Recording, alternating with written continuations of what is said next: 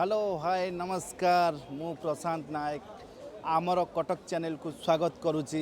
ये जो देखुं ये जो भिड़ झलकी उठुची कटक सहर ये बारवाटी स्टाडियम आज इंडिया एवं साउथ आफ्रिकार महामुकाबिला देखिए जन समुद्र पलटिची कटकर बारवाटी स्टाडियम।